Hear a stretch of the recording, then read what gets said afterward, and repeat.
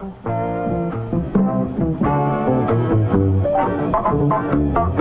so on and so on. And so on and so on. And so on and so on. This week on Žižek and So On, we hear from Žižek himself in the second half of our interview, in which he talks more in depth about his thoughts surrounding love and the relationship between contingency and necessity.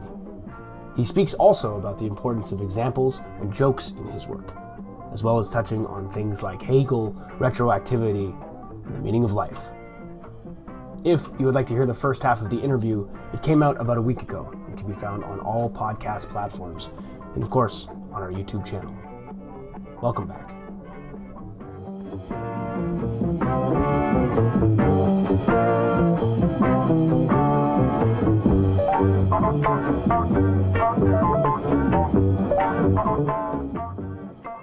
That's my big obsession.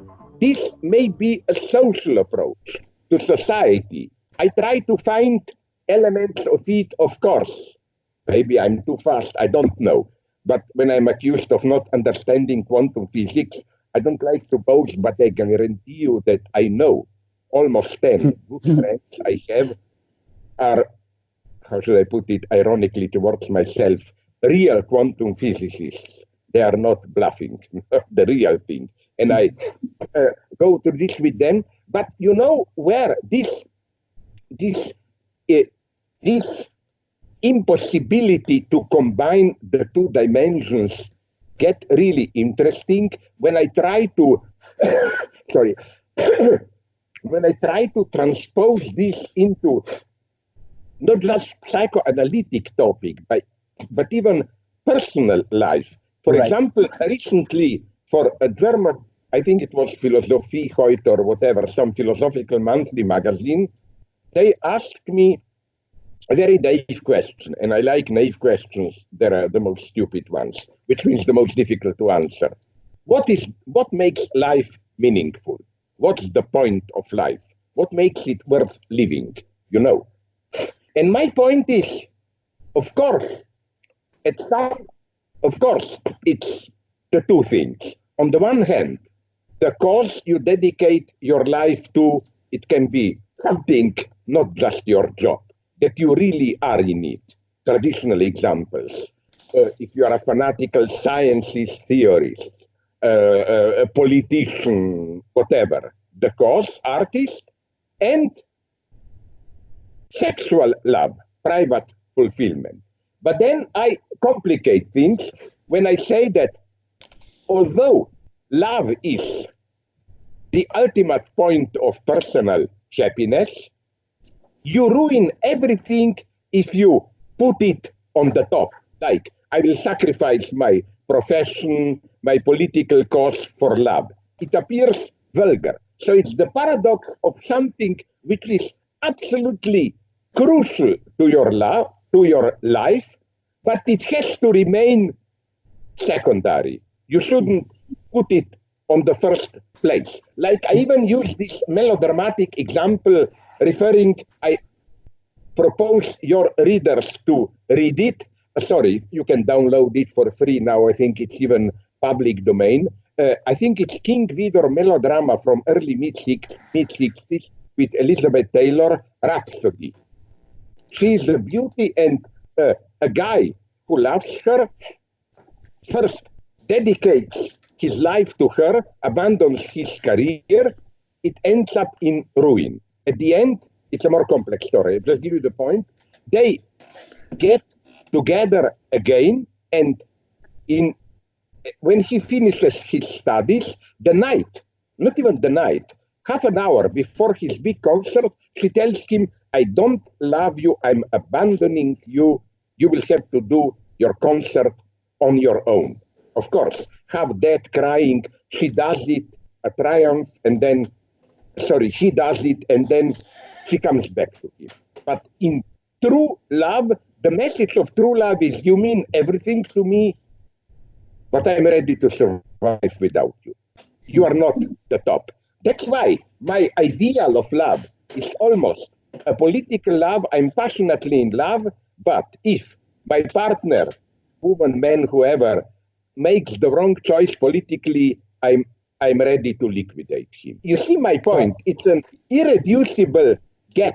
You cannot make, if there is a choice to make, you have to choose not career in a deep sense, but your vocation, politics, art, whatever. You should never say, oh, I'm ready to sacrifice my career, but not career in the vulgar sense. For that, that career should be sacrificed. But if you really have a vocation, a scientist, artist, politician, you should never say to your lover, I'm ready to sacrifice it for you. That means, in some deeper sense, paradoxically, you betray love yourself. You don't prove your love in this way.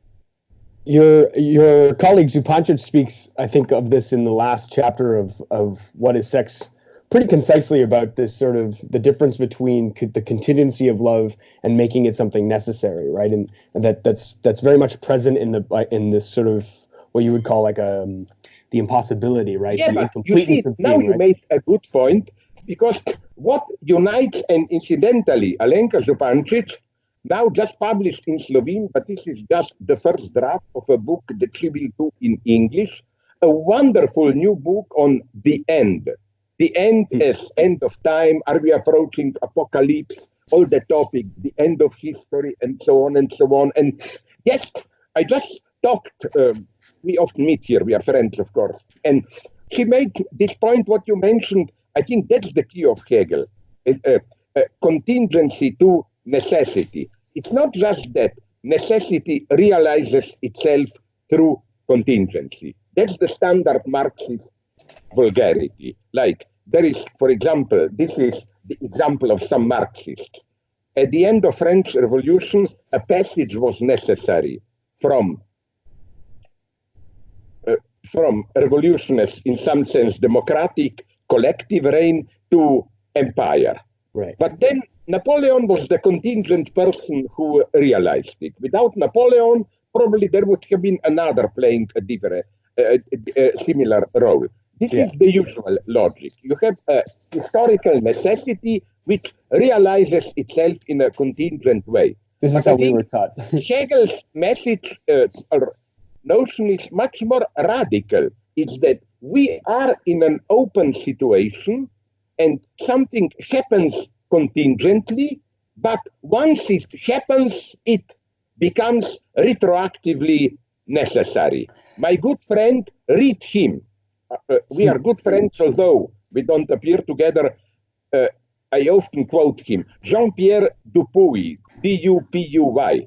He developed this in a wonderful way, apropos of, for example, Caesar crossing Rubicon. Yes. It could have been possible for Caesar to say, fuck it, I will not provoke the Senate, I will not cross Rubicon. And it would have been totally different story. But the moment he crossed Rubicon, this became his fate. It becomes necessary. Again, this wonderful, and isn't love like this? Yes. Listen, you walk on the street, sorry for the stupid example, you sleep on a banana peel, a lady by accident walking there helps you stand up, and to make it more beautiful, not the usual vulgar story, then you go to drink, you fuck all the night passionately. No, maybe you first even hate each other, but then you meet again just to thank her, and it's the love of your life. It is totally contingent, but retroactively, all your life appears as something leading up to this point. And I think even with writers, it's this. Here, I'm against this usual historical contextualization. The example I like to use is Shakespeare. All that historicist stuff. How can we really know what Shakespeare meant? You have to know all the historical conditions of Elizabethan England and so on. I would say no, it's the opposite. Maybe even to truly understand Shakespeare, it's better not to know too much about Elizabethan England.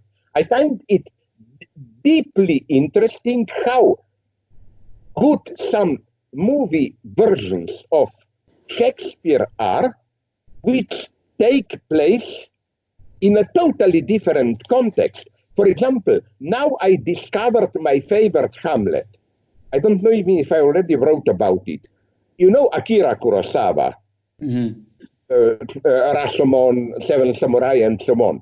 You know that around 1960, he did a Hamlet which takes place in Japan at that time. It's Toshiro Mifune plays a son of a rich guy who was studying in the United States. He returns to Japan, discovers that his father died, his mother married the uncle, and the usual story with an excellent title. I love it. The title is Bad People Sleep Well. It's one of the best titles. Yeah. It's Hamlet and so on. So you see what I mean? The true greatness of a work of art is not that it is limited to its context, that it survives different contexts. That's what Hegel called concrete universality. Every epoch reinvented its Hamlet. Every epoch reinvented its Antigone, and so on and so on. So in this sense, it's not simply that we have different interpretations. No, the original itself is an open work of art. Shakespeare didn't know what he was doing. You know whom I like here at the level of language? Sorry, I'm jumping from example to example, just to give you an idea. You know that the most famous saying, maybe one of the most famous saying of Lincoln, you can cheat some people some of the time, you cannot deceive all the people all the time. Yeah. Do you know that this is a deeply ambiguous saying? What does the second part mean? Does it mean that that at any point, like now, you cannot deceive all the people? I can deceive most of the people, but not all? Or does it mean that there are some people who can never be deceived? You know? And Daniel Dennett, the cognitivist, I read Intelligent Cognitivist, claims that it's wrong to ask the question, what did Lincoln really mean? He didn't know. He probably just wanted to say something witty. You know? It sounds good to him. So it sounded good to him. You see, I believe even at the level of language, in this openness, the best thing that happened, and this is a deep, profound Hegelian insight, and intelligent cognitivists are coming to it today, is that when you say something and you don't know what you are saying, and then when you discover this, that you got yourself into a mess, you try desperately to find a way out. Your great thoughts always emerge out when you say too much without knowing what you wanted to say. That's Hegel in fact. We were actually, to your point that you're jumping around to examples, we were intending to ask you what you think the role of example plays in your work, because you reference film and jokes and popular culture. So we're wondering how you understand. I can give you a very precise answer to this, which may surprise you.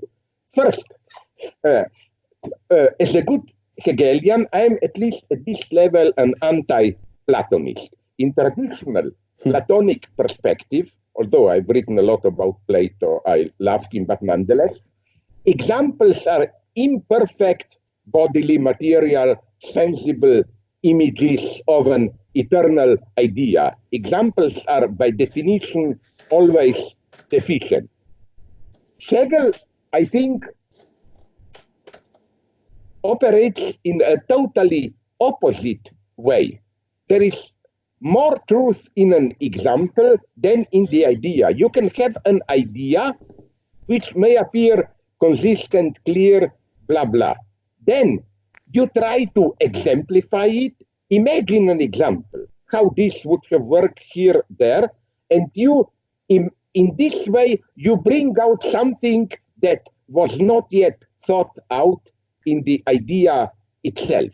Examples are never mere examples. They are the truth of an idea. So that's for me one of the minimum examples precisely of what I would have called materialism, that there is more truth in the example of an idea than in the pure idea itself. And I think this is what Hegel is doing all the time. Yes, yes. He has a certain, I always quote the same example and so on, in phenomenology. He talks about pure moral consciousness, beautiful soul, or asceticism and so on.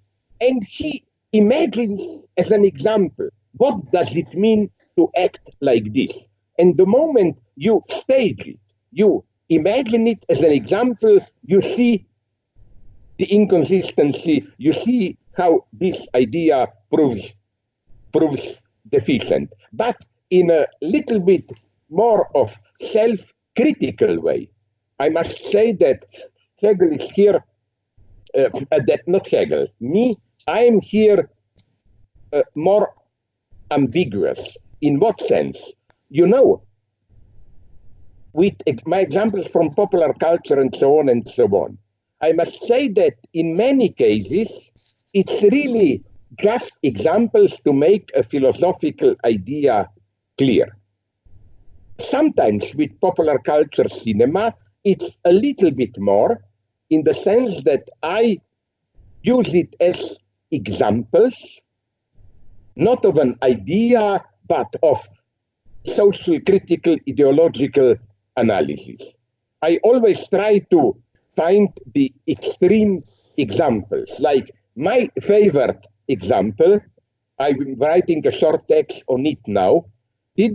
Was it also in your media? It's incredibly vulgar. I couldn't believe it. Did you read in the media? It's not a joke, I repeat it. I checked it up, it's serious. What Gwyneth Paltrow, the actress, did 2 weeks ago, I think. She The put perfume. the perfume, it smells like my vagina. Oh my God. It says, you can buy it, go. It's a nicely packaged, no, it's not a perfume, sorry. It's a candle, I think. It's a candle. Oh yeah. It says, it smells like my vagina. Now, how is this possible when you make one wrong, politically incorrect remark? You are ruined. Why is she not ruined?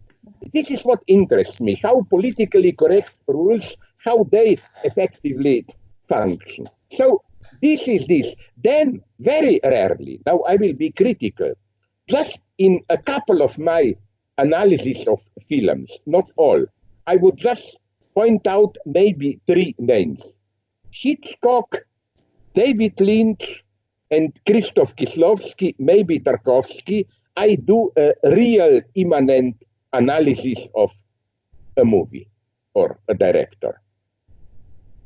So I don't really consider myself fully a cinema theorist. Mostly I just brutally use it. But you know, now I will give you a very problematic example. I know I will be accused for racism by it, but I love it because I think this is how we should fight racism, really. By looking at, taking examples which are so ridiculous that they self-destroy themselves. I couldn't believe my luck. 2 weeks ago, I spoke with a friend who has a relative or some distant aunt, it doesn't matter, who is an old-fashioned Slovene racist, absolutely against black people. Okay, but what happened with this lady? And I remind you, I checked it up doubly. This is not a joke. The lady is so fanatical, she really meant it. She complained to my friend that now she likes eating fishes so much, but she cannot any longer even eat fishes. My friend asked her, why? What's wrong? And she said, because there are now, most of our fishes are caught, come from Mediterranean Sea. And there are now, from Libya to southern Italy or elsewhere in Europe, many refugees, most of them black, who try to cross Mediterranean. Many of them drown there, and many of them, since they drown, are probably eaten by the fishes.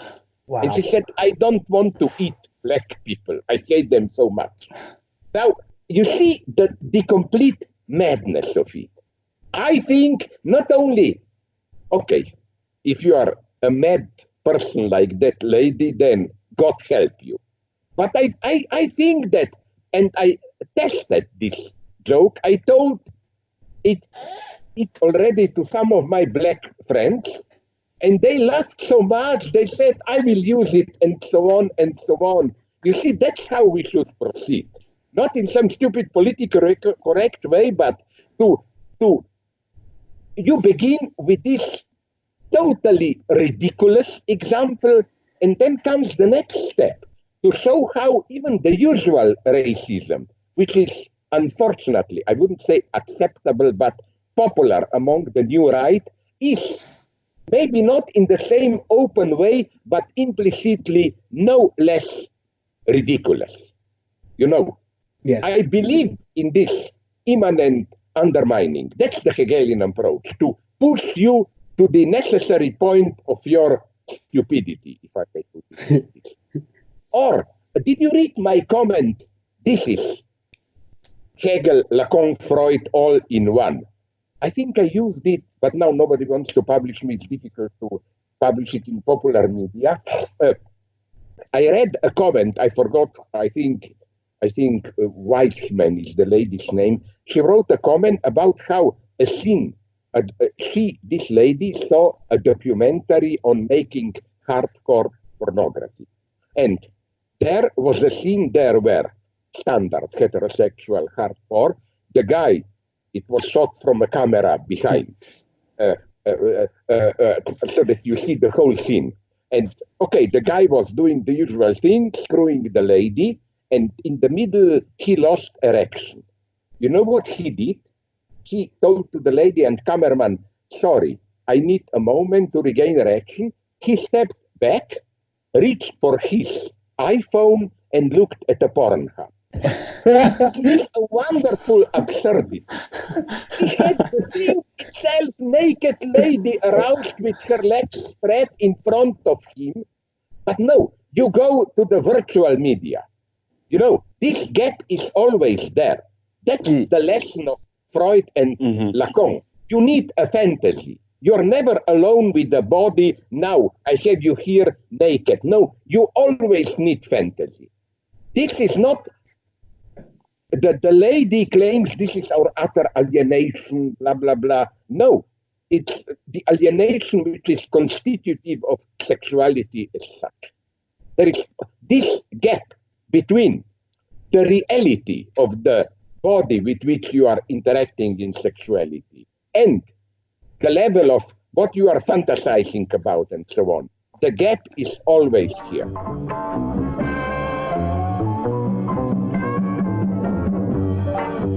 Well, I mean, I think the basic arc of the second half of the conversation is he's talking about love and vocation.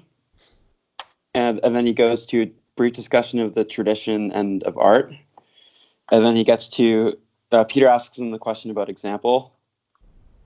And then he talks about materialism. And then, what's the last thing he talks about? The porn example.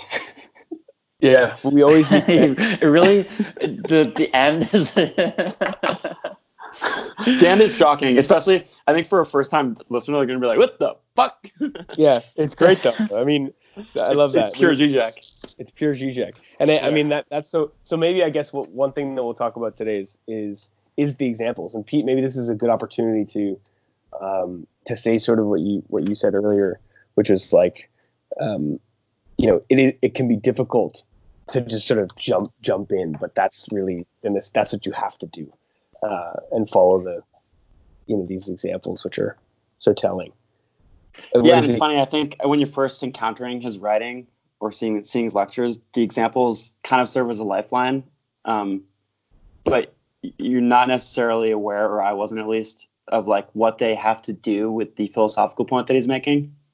Right, because they can see a bit separated from them. Yeah, he says at minute 6, he says, I'm an anti-Platonist. There's more truth in the example you bring out something that in the example that was not yet expressed in the idea, and there's the truth in the example that's only dormant in the concept. He says examples are the truth of an idea, and I thought that was an amazing way of putting it. And it's obviously extremely Hegelian.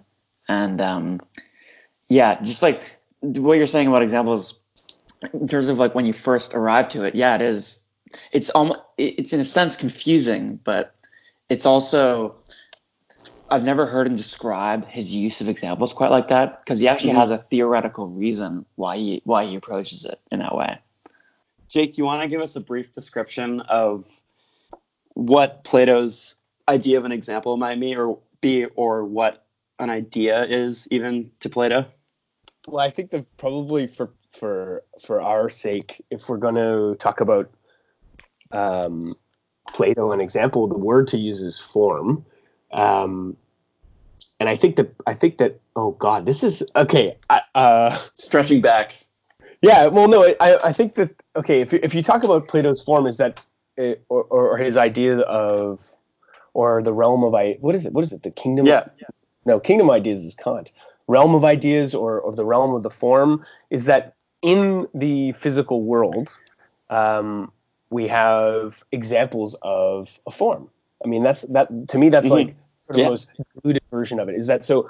I think that Plato uses the concept of a chair, or is it a table in the Republic? But it's always a chair in philosophy. The example is always of a chair. Always a chair. That's because people sit in chairs when they're trying to. Heidegger likes to use jugs. But he does. Or a hammer is a very common one too. Hammer as well, yeah. Wittgenstein and Heidegger with the hammer. But so for Plato, whatever we experience is merely a reference to its form, which is not necessarily its idyllic version. So, but it's more like its referent. So all chairs refer to the form of chair. All cups refer to the form of cup. So all chairs are an example of chairness. Of chairness, yeah. Of a way of applying to this greater referent, which I think posits it or situates it in our experience by way of this reference. And the individual itself, the individual chair itself, is beholden to its idea, and it's somehow not fully what it is, because it's always in reference to the true form of what it is. Exactly. Yeah, and it's a deformed version of the form of the chair. Right, which is not to say that it's a perversion. It's that it's actually incomplete, right? That it is merely a reference to a greater referent, its form. Which is funny, because if we do listen to Žižek in this part of the interview, and when he says he's anti-Platonist, I think actually if we take it on a literal level, there's a reversal that's quite unique here to Žižek's thought, is that he's referencing, as it were, that there's more truth in the example than in the concept itself, which is the exact reversal of what Platonist theory would be. Is that that truth, capital T truth, exists in the realm of forms, and that what we experience around us in the physical world is a kind of incompleteness in its reference to the realm of forms. Whereas Žižek's saying that, in fact, I mean, this is a bit of a stretch, but he's constantly doing this. But to say that he's anti-Platonist is to, I think, kind of reverse this, to say that there's more truth in the example, in a way that in the concept itself, this truth is only dormant, and that the example really enlivens it. Because until the example comes in, the truth of the idea is untested, and then once it's exemplified, you're able to sort of tease out the limitations and perhaps the paradoxes that are latent in the idea that don't get worked out necessarily until it's exemplified. Right. And this ties into his general view of like an idea as such being itself incomplete. Mm-hmm. When I think about the two experiences of what I thought of when I was introduced to Plato, was like, I actually tried to distinguish in my mind the form of things. I was like, well, what's the form of chair to me? And I would visualize that chair. And what's interesting is with Žižek, when I encounter one of his examples, instead of this kind of feeling of a sketch, of a kind of projection of the concept. What I'm getting is this kind of, I always end up sort of smiling out of the side of my mouth. There's like this like sort of steering, I've just been shown and I've just experienced the truth of the concept in such a way in the example that it's not so much of a sketch as it is a kind of like an experience of the truth instead of I don't know if that's that's really true. I totally agree with that. Do we want to tie this into the jarring and surprising hardcore porn example later on in the interview? right Yeah, well, it's fucking sad. Like there's actually like it's hilarious and it's sad, but what you experience in hearing him, and I think this happens in his books all the time, is like there's this kind of like, I don't know, tip of the cap moment where you're exposed to the truth of a concept that he's just been talking about, right? Sort of ad nauseum. And then in an example, he can really neatly package this sort of like the experience of the concept. When he tells that anecdote, or when he gives that example, rather, it's quite shocking. And part of me is like, why did you use that example, man? But I think it's exactly what you're saying. It was like the way that it sort of confronts you, and it doesn't even have to be such an extreme example, but the way it confronts you in the terms of your own experience. He actually, this is how he says, just before using the example of the hardcore porn, he talks about how this is how he actually uses Hegel, or this is an example of Hegel to Hegel's sort of utmost, is the immanent undermining that's present in his version of critique, which is also, I think, present in the sort of the more extreme examples here, is you're bringing a certain concept or a way of thinking to its absolute point of what Žižek calls stupidity. Is you're bringing it to its sort of like its utmost expression in an example that always has a little bit more than the concept. Always gives us something. It's something that is, well, he refers to this being his materialism.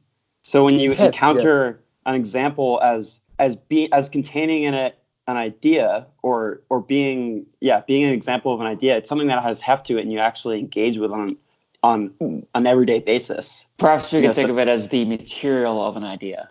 And that's, of course, like the whole Hegelian kind of like structure of ideas and like how they are manifest through their kind of specific moments, and that it's not one or the other. It's not like that an idea is its moment or its kind of general unfolding, or let's say the more Platonic notion of an idea, but rather it's the functioning of the two, and that they're always intertwined, and that like an idea is only ever expressed truly through its example.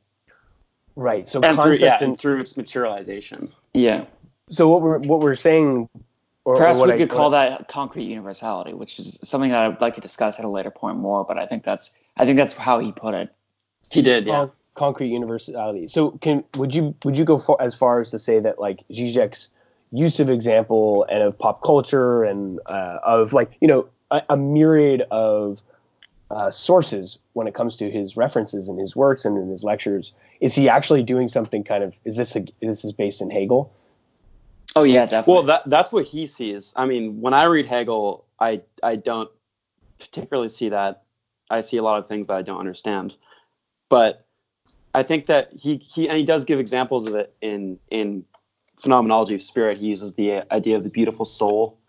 I think something that's comparative in terms of seeing the way that an example of something contains its own paradox or its own refutation is maybe in the way that we now think of liberals today, someone who fundamentally cares about other people and their well-being. But I think that there is something in liberalism that also, and this is what he was saying, I think, in the first half of the interview, is like there's a seed in liberalism that clearly that gives way to something much more extreme and even fascistic. Right.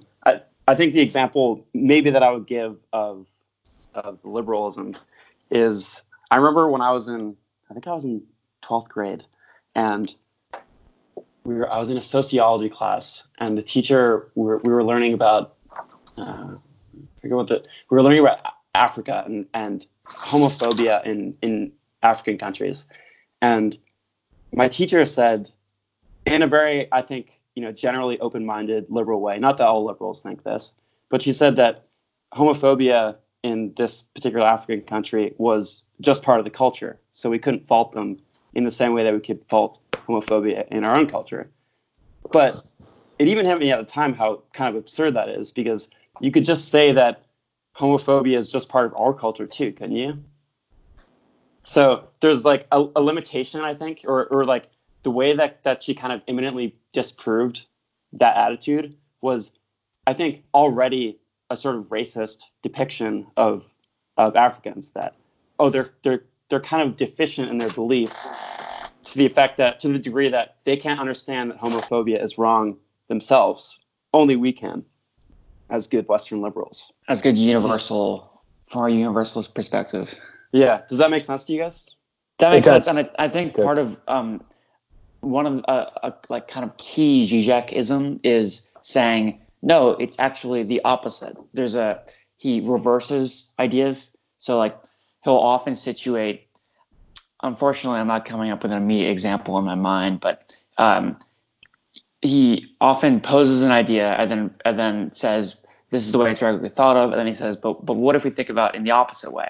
And this kind of reversal is a very Hegelian function because ideas are as dependent on what they are not as what they are. So this contradiction is vital not only to the Hegelian kind of structure, but also to the way that Žižek approaches not only ontology, but like his use of examples.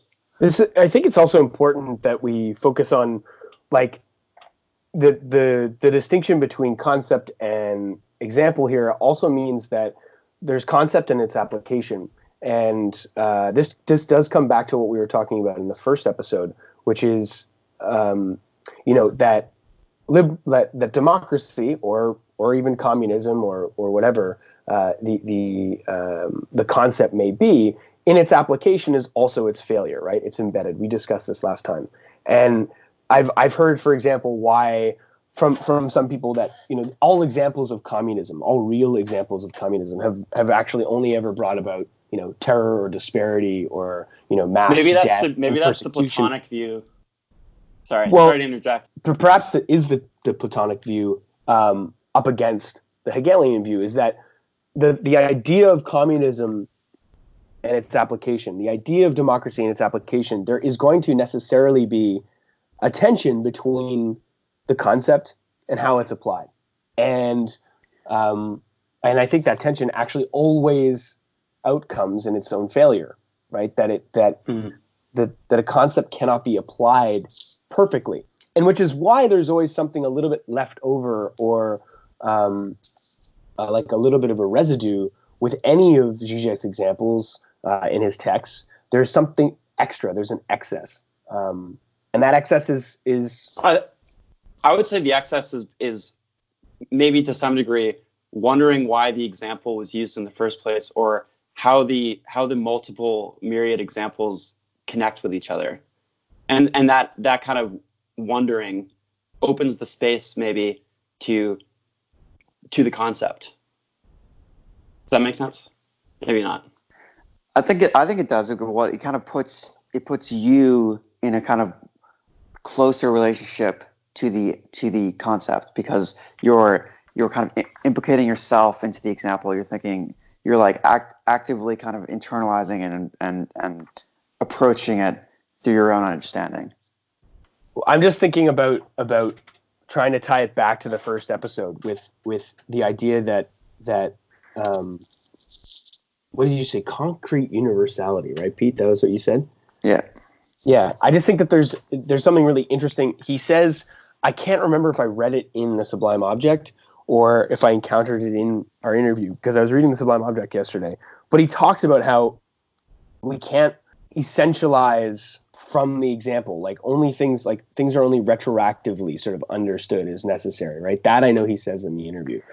Like, that's the whole structure of love that it doesn't seem as though it was inevitable, but as soon as it becomes like the case, your entire past changes, so it appears inevitable. Yeah. The banana peel. I love that. Yeah, well, this brings us to a major theme major recurring theme in Žižek's work is retroactivity, which is something that he gets from Hegel, but you really see it play out constantly in Žižek's books.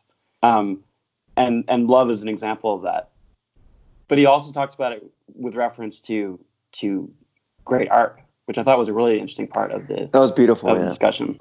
I actually, seemingly I missed it on the second way around. What does he say about art? Well, he talks about how each generation has its own sort of rearticulation of, I think he uses Hamlet as an example, or Shakespeare in general. So like Shakespeare is new. There's something about Shakespeare's work that is open, and it's not a distinct point that happened that we're sort of progressing onwards from, and it's sort of a closed topic. But that the greatness, well, there's a difference. He did talk about there was a difference between him talking about the greatness of the art and then also the retroactivity. So I'm getting a bit mixed up here. But in terms of the tradition of art, the tradition seems to reshuffle once a new great piece of art has been created, so that when you look back at the trajectory of art, it seems to have been necessarily leading to that point, even if before that happened, one might have said that the tradition would lead in a different way.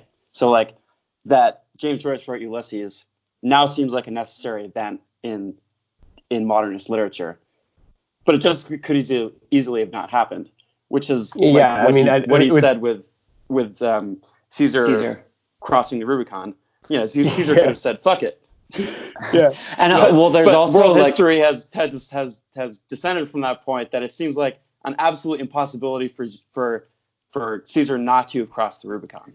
And just to tie it all together, his example with Shakespeare is extremely interesting because it ties together, in a sense, his anti-Platonism in terms of like there's not the idea of Shakespeare that kind of every iteration is kind of incomplete and insufficient, but rather there is the idea of Shakespeare in terms of the Hegelian sense, and that it manifests in different contexts, but it's not the kind of Marxist, the kind of vulgar Marxist approach. I think you might have mentioned this, but the vulgar Marxist approach would reduce it to its context. It's always the materialist approach, but this is where Žižek kind of like breaks the bounds of Marxism a little bit, intertwining it or kind of reactualizing Hegel in relation to it, where it's almost a challenge to the Marxist approach, where you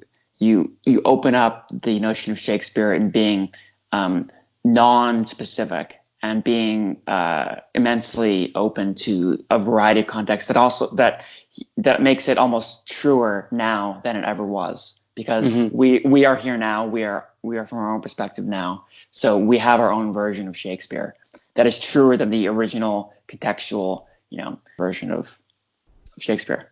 Yeah, like Leonardo DiCaprio is clearly Romeo, and Romeo always should have been Leonardo DiCaprio.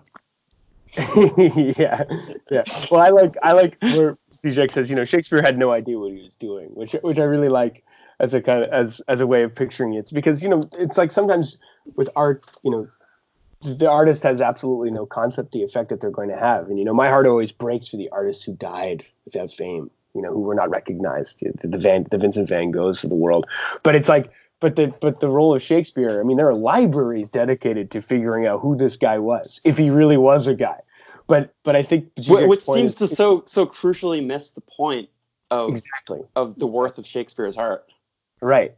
Yeah. But that's an interesting. I think that puts Žižek's example into focus. Is that really what are we talking about? Are we talking about the necessity of contextualizing the work, or are we understanding that the work constantly is revitalized by the shift in context and by its different applications, and that there is no true, like, I don't know, now I'm this is a bit of a stretch, but there, like, sometimes I think about, back to the example of communism. Is there in fact a true communism? Are there only its examples and the constant and the reapplication of it? Or is there really such a thing as democracy. I know that it's rote. I know that there are constitutions that seem to have it sort of articulated, but really in its application, we see the sort of frustration of the concept, the inability to bring the concept to completion. Like, I just think that it's really interesting that there's a connection, I think, seemingly between art, between love, and between this tension between concept and example. And as you said before, when you asked your question, Jake, the tension between necessity and contingency, I think that plays a role in it also.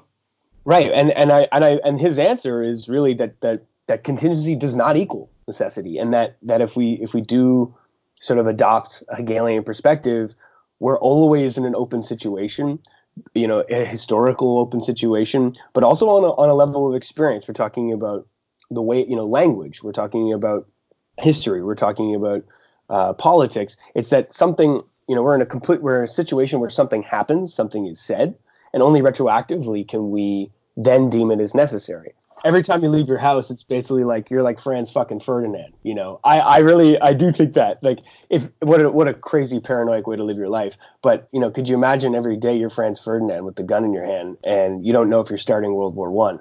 He didn't have the gun in his hand, Jake. He is the one who got killed. Okay.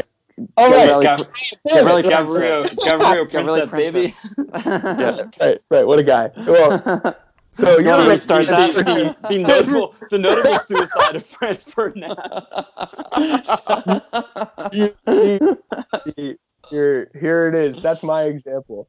No, maybe what I mean to say is that every day you don't know if you're Franz Ferdinand leaving your house waiting to get fucking shot. But truly, every day I wake up in the morning and I think, am I Franz Ferdinand or am I Gavrilo Princip today? That's a good way of living. What we're talking about? but I think that it's something is to be said here is like we're living in an open situation that may not mean anything until much later on, and that's kind of interesting. Is that liberating? Is that freeing, or is that frustrating, or both? I think in a sense it is liberating. I think especially in his use of love, I think that's such an amazing formulation of it, in that it's not like, in a way it is kind of the highest meaning to your life, but if that is structured that way, if it is like what you direct your life for, it becomes, it kind of completely falls apart, and that it is only through being like pursuing your vocation that you can actually truly appreciate what love is. No, that's a good way. That's a good way of putting it. I also think that it's really cool how it skirts around. It kind of avoids this. I think this Hegelian perspective avoids moralism on a really interesting level, where you can actually read something like the victory of Donald Trump clear-eyed, and say, and actually assess it from a certain kind of critical distance that allows you to understand it as meaningful in a way potentially beyond the current situation. Someone like Donald Trump might mean a potential for the revitalization of the left or of social democracy. And that's not guaranteed. But I think it's a cool way of approaching the now, what's happening currently, from a certain open critical distance.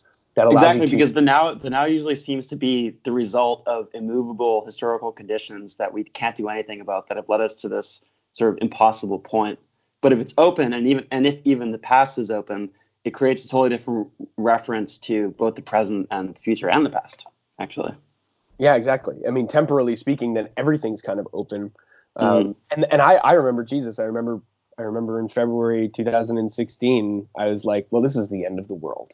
It's weird, right? Like, you can at one point see the current as the absolute necessity that of all things before it, and then 4 years later, that was he called his concept of love even a political concept of love.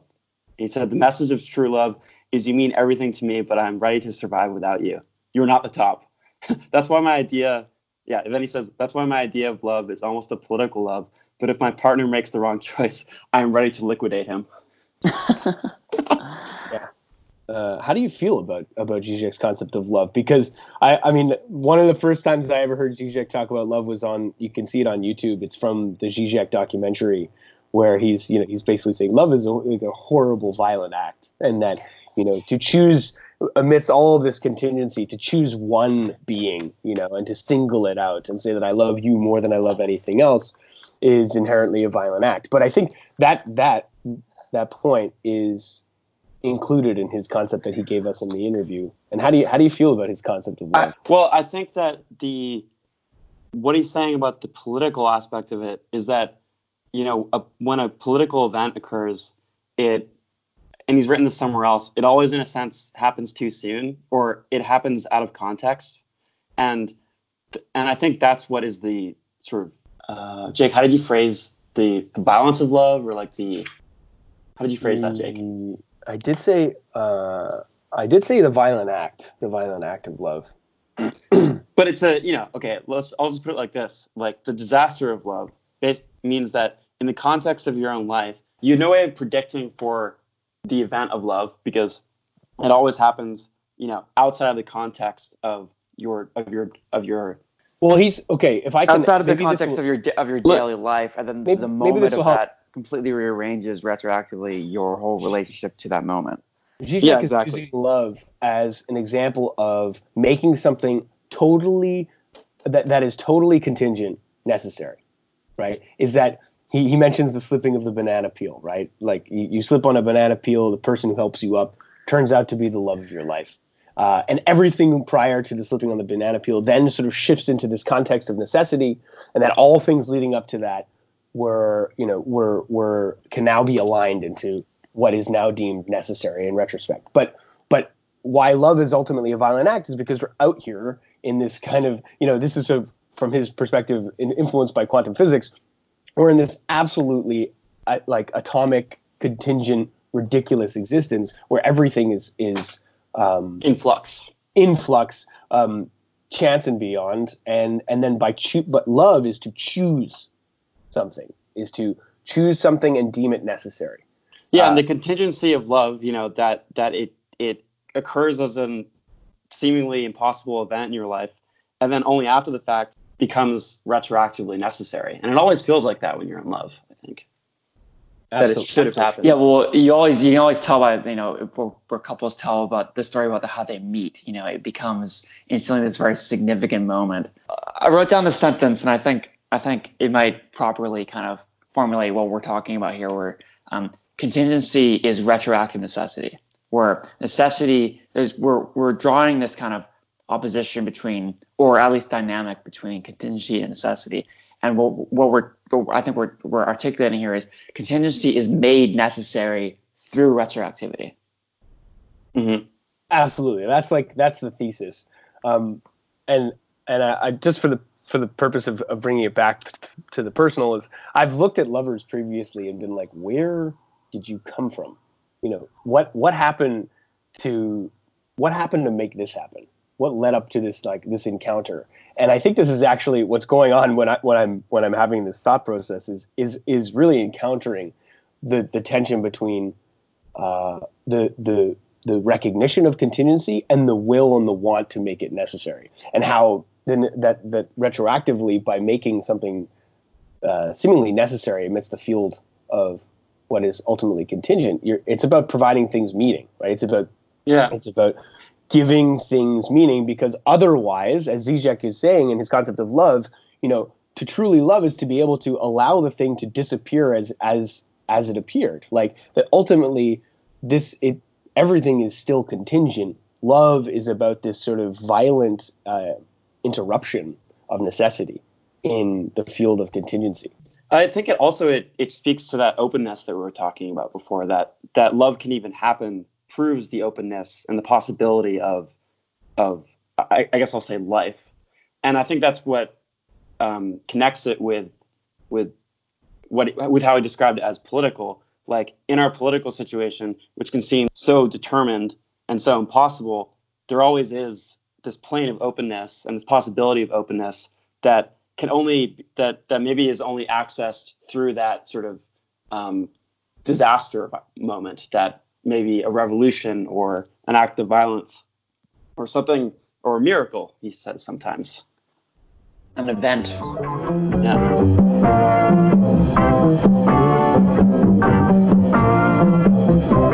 And so on and so on. And so on and so on. And so on and so on. And so on and so on. Tell us why you like Hegel so much. Yeah, totally. Because we'll basically listen to you take a shit. So just honestly tell us why you like him, so much.